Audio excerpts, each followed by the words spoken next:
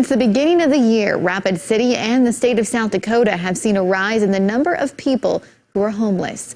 But not everyone agrees on the best way to help this population. In tonight's Eye on KELOLAND, Sydney Thorson takes a look at the issue and some of the options.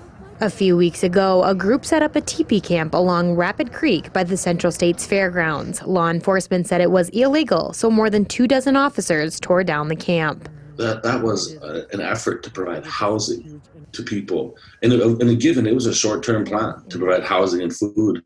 And the fact that we were surrounded by 25 to 30 police officers that night, it's an indicator of where the city's priorities are at. I think that Rapid City is spending way too much time over policing the community, over criminalizing the community, and not actually spending enough time solving the problem. Since then, members of the group created a new campsite to continue helping the homeless the way they see fit. There's people living in that camp right now. There's people staying in that camp right now. And it's not meeting the needs of all the people in the community, but it's meeting the needs of people whose needs weren't being met before. However, Rapid City Mayor Steve Allender says there are many options. Actually, in the last 10 years, this city has really upped the game in terms of homeless care. Allender says people can turn to the Cornerstone Rescue Mission, the Hope Center, the Care Campus Police and Fire Services.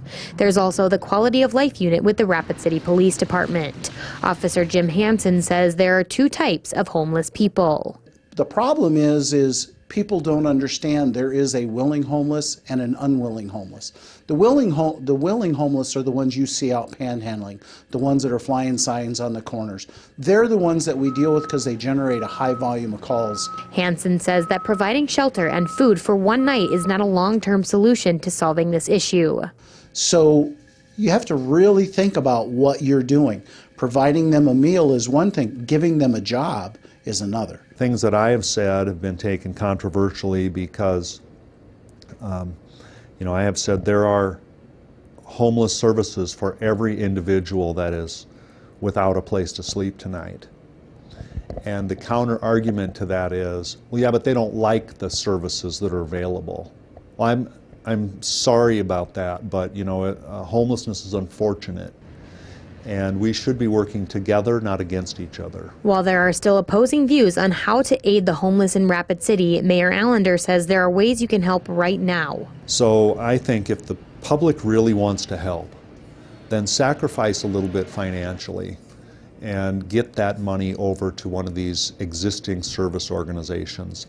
But Tilson says people need to remember that's not the only option. Rather than tear down different ideas that people have, let's just lean in to create a diversity of different options to meet the diversity of the needs that the people have in our community. With Eye on KELOLAND, I'm Sydney Thorson. Mayor Allender says the city is investing $1 million into a new facility for the homeless willing to get help called One Heart. You can check out the link at KELOLAND.com.